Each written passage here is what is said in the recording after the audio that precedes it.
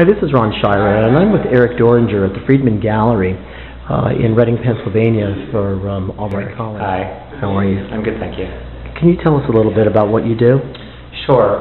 Well, the paintings in this gallery are projects that I've been working on for about a year, and they are reproductions of murals from Iraq that have been vandalized or completely destroyed since the U.S. invasion. And most of them are created based on images that I found on the internet, and then I'm kind of repainting them without the bullet holes and the graffiti and the paint splatters and all of that. Yeah, because there's a lot of disrespect going on for art in countries where supposedly the United States is the victor. That's right, exactly. Yeah. And I mean, of course, you can see why when we depose a regime we want to destroy their symbols, but I was kind of interested in the fact that this is artwork that our government has said, it's okay to destroy. This is not worth preserving. It's not worth documenting. It's just, they've basically given, both soldiers and local Iraqis free rein to just.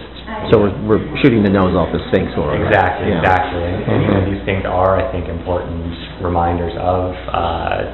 A certain time in history and Iraqi culture and politics, and yet there's been, no attempt to preserve these or document them in any way, as far as I can tell. And there should be, of course. Maybe we're talking at 2,000-year-old culture here. Right. That needs to be preserved.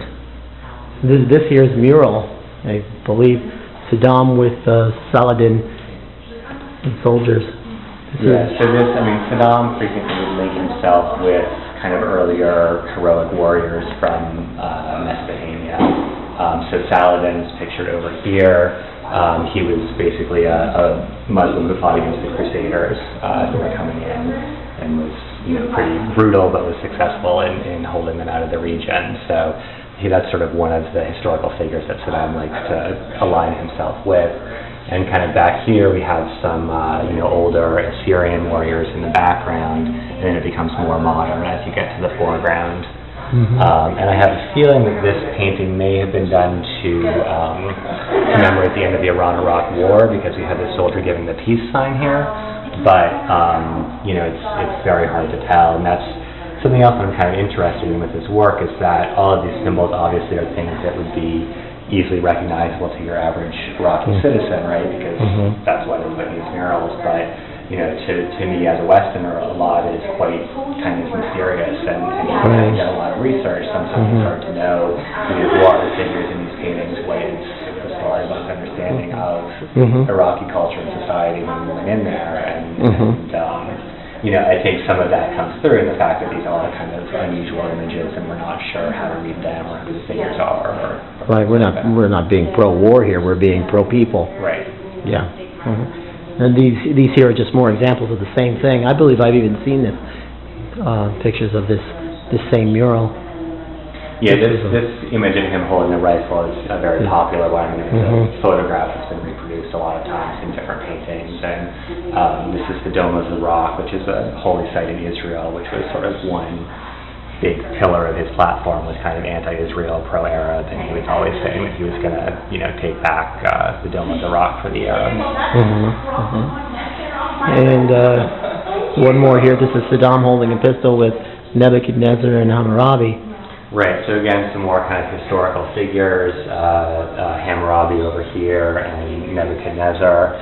And again, just sort of talking about, this question of not really knowing the culture, who the symbols are. Even having done a lot of research, I have absolutely no idea who these people are, in the foreground. We have Dove of Peace in there too, though. Yeah, there's a lot of doves in this one. Yeah. You have the doves of peace, and then you have him playing the pistol. So right, a bit of a mixed message. It is, but it's interesting, very interesting. Can we go over to the other room? Okay, now we're in another room of the gallery where we're definitely addressing some more modern, contemporary issues, and in particular the New York art world and some of the so-called art stars, as we see them presented. Now, Eric is at times blatantly duplicating some of the works of people like Andy Warhol and Julian Opie and Mike Kelly and some other popular artists. But this is a Yoshitomo Nara. Nara, yes. Okay. Yeah, so these pieces are from a project that I call the Bootlegs, and they're basically all kind of knockoff versions of work by contemporary artists. And normally I just set up on the street in Chelsea where all the art galleries are, or I travel a lot to different art fairs around the world, and I just kind of sell these like the guy that's selling fake DVDs or Louis Vuitton handbags or something like that on the side of the street. Kind of art knockoffs. Exactly, yeah. So here I sort of decided to do a more gallery presentation and present the work almost as though it were the real artwork, whereas on the street it's kind of very obvious that they're fakes, and I'll have multiple copies of paintings available and things like that. So I'm not trying to pass them off as forgeries or pretend that they're the real thing. They're kind of presented as being knockoffs. But they're very well done. I mean, yeah, I think most of them could definitely you could fool your friends if you hung one on the wall and they didn't look too closely. And I'll bet you some people do that too. I'm sure they did. Oh, here's a Karen Kalimnik, one of our more popular ones as of late. Seems like she's been getting a lot of attention.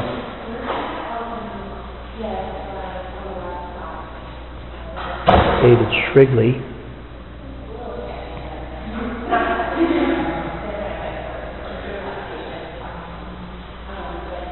This Julian Opie is actually a self-portrait done in his style, so it's not a copy of an actual painting. It's sort of just, appropriating his style of portraiture. I see. This is a portrait of you, though. Of myself, yes. Damien Hirst, yes.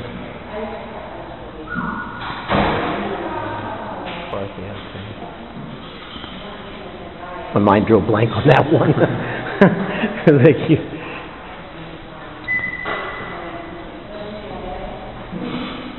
This is a copy of Tom Sachs.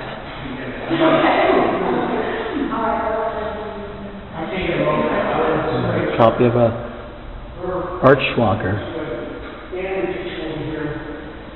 And Sherry Levine copying Walker Evans and copying Sherry Levine. Yeah. I like that. Mauricio Catalan here. And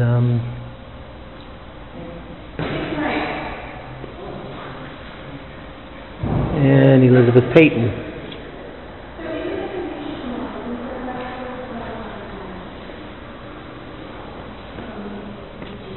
And Marcel Zama.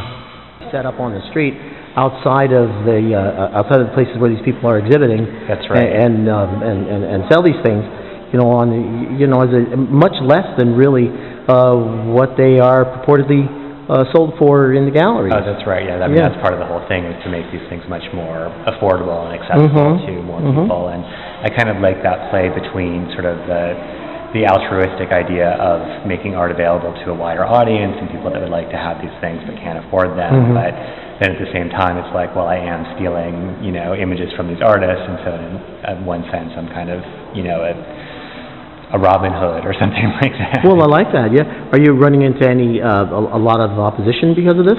Not too much. I've had a few artists send me cease and desist letters, and if that happens, I'll stop. I mean, there's enough artists out there that I don't have to. That you don't have to do that. Yeah. And I did have an art dealer call the police on me once because he wasn't happy that I was, there on the street without paying rent and stuff like that. Hey, so it goes in the New York art world, That's right. Any attention is good attention, and you know. That's what they say. Yep, I like that. I like that a lot. Well, this is very great. This is very good stuff. Well, I thank you. Great. Nice thank you very much. Paula Carter.